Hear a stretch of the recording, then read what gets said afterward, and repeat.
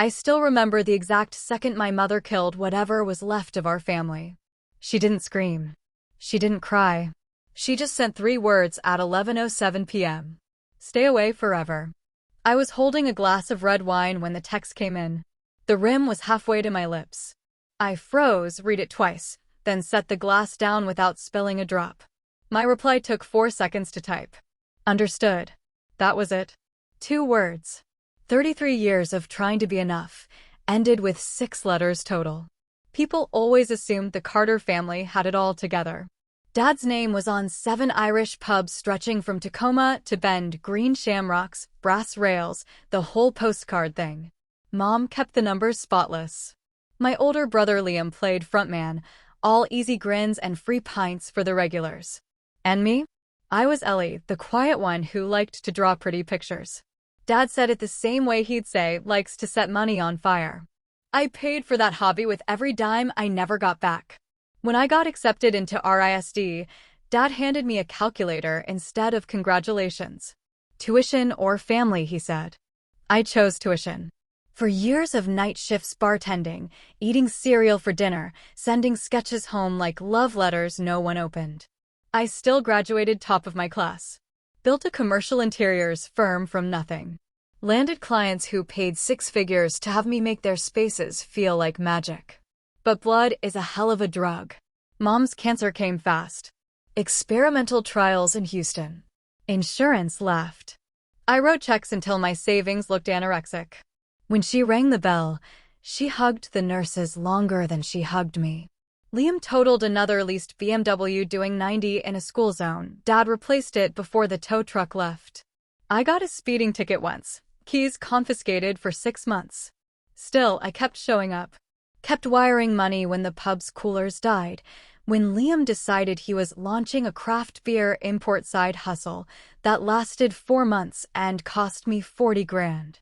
Every time I told myself, this one will be the time they finally see me. Then came the night I wasn't supposed to be at the house. I'd left a leather portfolio in their attic, hand-rendered elevations I needed for a pitch. Figured I'd slip in after closing, grab it, slip out. But the dining room light was on and voices carried. I stood in the hallway shadow and heard my entire life reduced to a balance sheet. Everything goes to Liam, Dad said, voice calm as pouring a pint. Ellie's made her own way. She doesn't need it. Mom's silverware clicked. No protest. Liam laughed, that lazy, victorious sound I'd heard since we were kids. She won't even notice. Probably busy gluing mood boards or whatever. I felt my pulse in my fingertips. Not rage. Something colder. Cleaner. Mom's text landed 20 minutes after I got home. Like she'd waited just long enough to be sure I'd heard. Stay away forever. I opened my banking app. Autopays glowed like landmines. Mom's meds. Pub utilities. Liam's business development credit card. I canceled every single one. Click. Click. Click. The sound was almost musical. By sunrise, I'd severed every artery feeding them my money. Then I opened the proposal they'd mocked 6 months earlier, my full rebrand for a sustainable pub concept, the one Dad called arts and crafts bullshit. I emailed it to Evergreen Hospitality Group before my coffee got cold. They called within an hour. The begging started at 8:03 a.m. 29 missed calls. Voice cracking from Dad. Liam screaming that I was burning the family name. Mom left a single voicemail, voice small. Baby, this isn't you. I let it all go to silence. 3 days later, Liam cornered me in the parking garage, smelling like last night's whiskey. Turn it back on, Ellie. Now. Security showed up before he could decide what to do with his fists. A week after that, Liam's fiancée Nora slipped an envelope under my office door.